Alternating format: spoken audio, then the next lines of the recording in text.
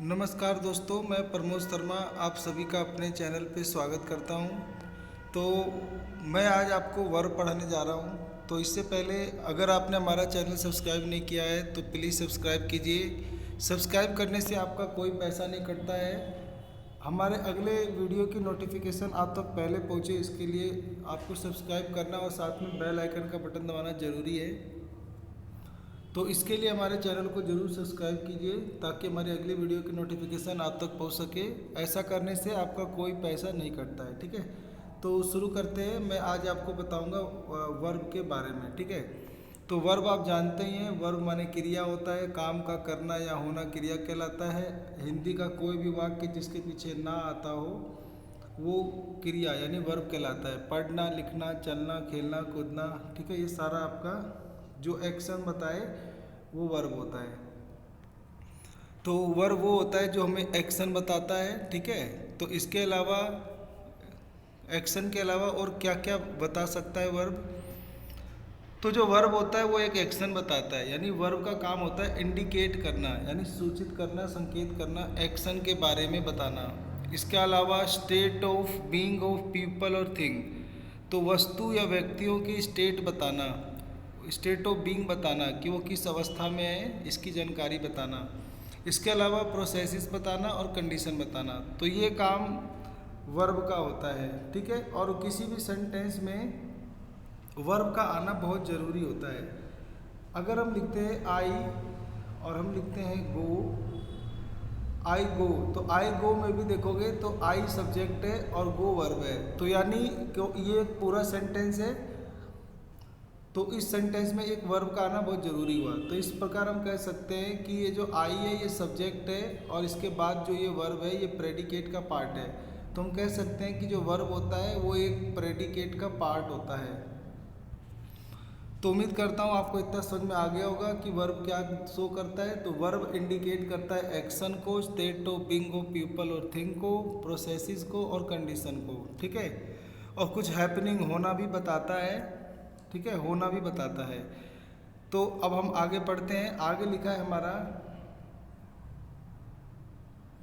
तो verb play an integral role to the structure of a sentence, यानी जो verb होता है वो बहुत ही महत्वपूर्ण रोल अदा करता है एक सेंटेंस का स्ट्रक्चर को बनाने में। We can not have a sentence without a verb, हम कोई भी सेंटेंस नहीं बना सकते जब तक हमारे पास क्या ना हो, एक वर्ब ना हो। बिना वर्ब के कोई सेंटेंस लिखा नहीं जाता, हर सेंटेंस में एक वर्ब जरूर होता है, ठीक है।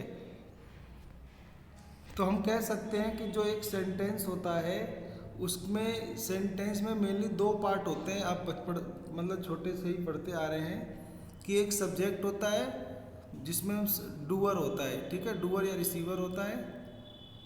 और एक होता है प्रेडिकेट। प्रेडिकेट वो होता है जो सब्जेक्ट के बारे में जो भी कुछ कहा गया है उसकी जानकारी प्रेडिकेट में होती है।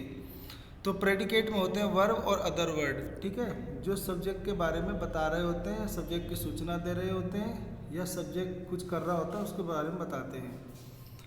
तो हम कह सकते हैं कि जो एक सेंटेंस होता है उसके मेनली दो हिस्से होते हैं, एक सब्जेक्ट और एक प्रेडिकेट। सब्जेक्ट होता है डूअर, प्रेडिकेट होता है वो वाला भाग जिसमें वर्ब और अदर वर्ड समाये होते हैं, ठीक है। उसके अलावा जो वर्ब होता है हम उसको मेनली दो पार्ट में पढ़ते हैं, एक होता है फाइनाइट वर्ब और एक होता है इनफाइनाइट वर्ब, ठीक है। ये भी आप लगभग जानते ही होंगे कि फाइनाइट वर्ब क्या होता है और इनफाइनाइट वर्ब क्या होता है। तब भी हमने यहाँ पे आपको बताने की कोशिश की है कि क्या होता है फाइनाइट वर्ब। फाइनाइट वर्ब एक ऐसा वर्ब होता है जो अपने सब्जेक्ट के अकॉर्डिंग आता है, अपने सब्जेक्ट के अकॉर्डिंग आता है और उसके नंबर, पर्सन और टेंस को बताता है, ठीक है। और रिलेशनशिप विद सब्जेक्ट, यानी फाइनाइट वर्ब वो होता है जिसका रिलेशनशिप अपने सब्जेक्ट से होता है और फाइनाइट वर्ब अपने सब्जेक्ट के टेंस, पर्सन और नंबर के अकॉर्डिंग आता है। तो ऐसा वर्ब जो अपने सब्जेक्ट के टेंस, नंबर और पर्सन के अनुसार आता है, यानी अपने सब्जेक्ट के अनुसार चेंज हो जाता है, उसको बोलते हैं फाइनाइट वर्ब।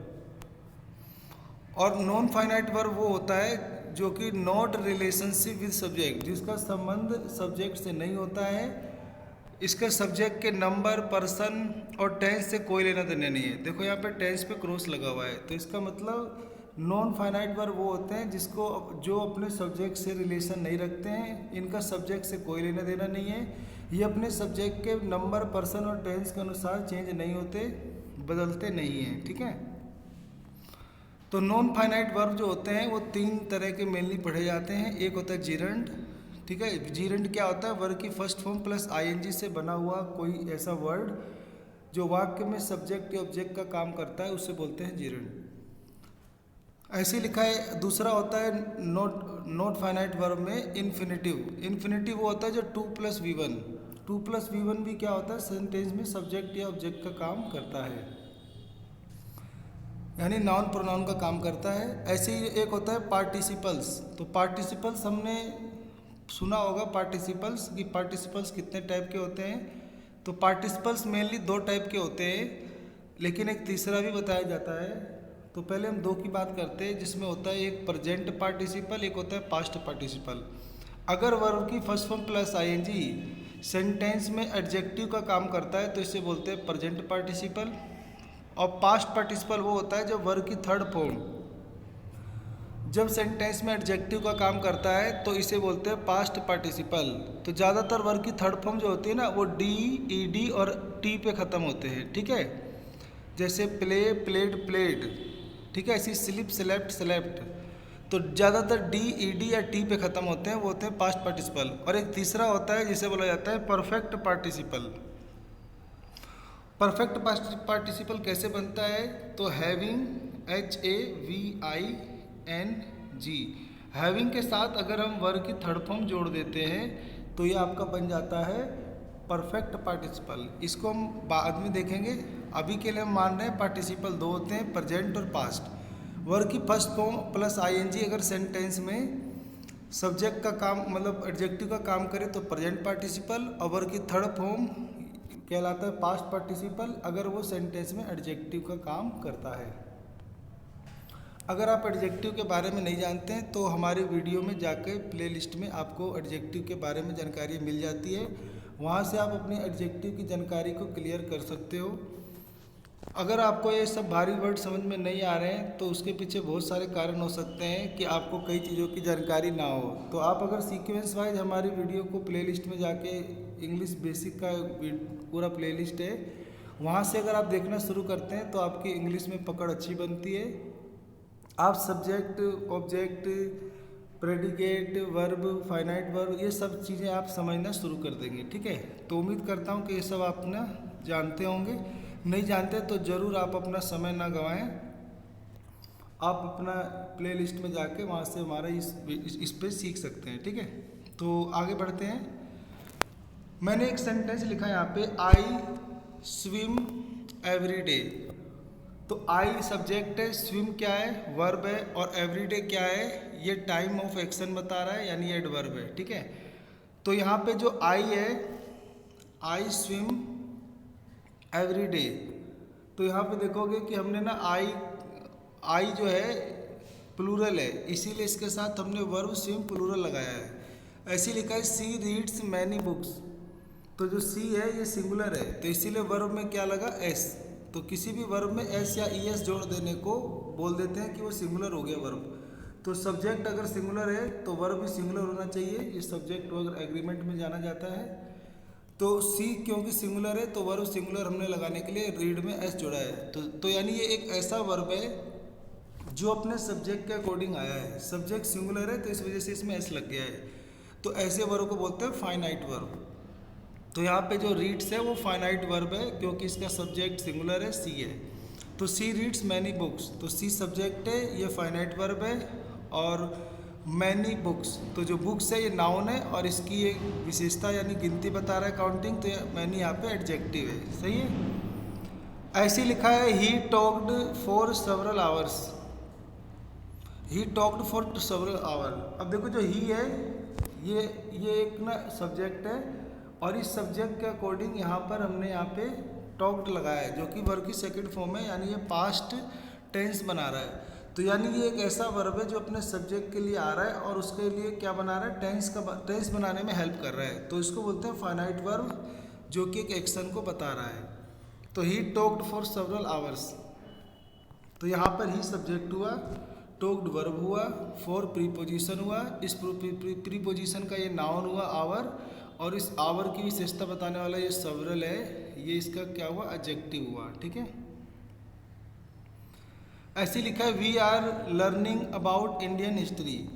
तो यहाँ पे जो वी है ये सब्जेक्ट है, इसके लिए एक हेल्पिंग वर्ब आ रहा है आर, फिर मेन वर्ब आ रहा है लर्निंग। तो यहाँ पे देखोगे कि जो हेल्पिंग वर्ब है ये फाइनाइट वर्ब है, क्योंकि ये वर्ब प्लूरल है इसीलिए आर प्लूरल के लिए आया, और ये आपका इनफाइनाइट वर्ब है, इसका सब्जेक्ट से कोई लेना देना नहीं है। ठीक है, तो यहाँ पर ये जो फाइनाइट वर्ब है ये टेंस भी बना रहा है, और साथ में वर्ब प्लूरल है, यानी नंबर इसका प्लूरल है, तो यहाँ पे प्लूरल के लिए आर आया है। और यहाँ पे जो लर्निंग है ये इनफाइनाइट वर्ब है, इसका अपने सब्जेक्ट से कोई लेना देना नहीं है, ये अपने सब्जेक्ट के अकॉर्डिंग नहीं आया, इसे बोलते हैं इनफाइनाइट वर्ब। और ये लिखा है about Indian history in school, तो we are learning about Indian history in school, ये पूरा सेंटेंस हुआ। इस सेंटेंस में हमने पहचाना कि एक फाइनाइट वर्ब होता है और एक इनफाइनाइट वर्ब होता है। ठीक है, तो जो फाइनाइट वर्ब होते हैं वो ऐसे वर्ब होते हैं जो अपने सब्जेक्ट के अकॉर्डिंग आते हैं और टेंस बनाने के साथ साथ नंबर और पर्सन भी बताते हैं। और ये इनफाइनाइट वर्ब होते हैं, इनका सब्जेक्ट से कोई लेना देना नहीं होता, ये अपने सब्जेक्ट के अकॉर्डिंग नहीं आते हैं और ये टेंस बनाने में हेल्प नहीं करते हैं। लेकिन हमने देखा यहाँ पे आर लगा हुआ है, आर के बाद वर्ब में आईएनजी लगा हुआ है, तो ये टेंस पहचानने में हेल्प कर रहा है, और ये बना आपका प्रेजेंट कंटिन्यूअस टेंस।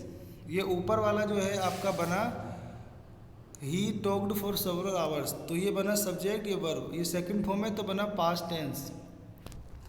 ऐसे सी रीड्स मैनी बुक्स, ये जो रीड्स है ये प्रेजेंट टेंस हुआ, तो ये प्रेजेंट सिंपल टेंस हुआ। आई स्विम एवरी डे, तो ये भी आपका प्रेजेंट सिंपल टेंस हुआ। तो यानी ये स्विम, रीड, टॉक्ड, आर, ये सब फाइनाइट वर्ब हैं, क्योंकि अपने सेंटेंस में मतलब अपने सब्जेक्ट के अकॉर्डिंग आ रहे हैं और उनका टेंस बता रहे हैं। तो ऐसे वर्ब जो अपने सब्जेक्ट के अकॉर्डिंग आए और टेंस के साथ साथ नंबर और पर्सन को भी बताएं, तो उसे बोला जाता है फाइनाइट वर्ब। आगे हम इनफाइनाइट वर्ब आगे की वीडियो में सीखेंगे। ठीक है।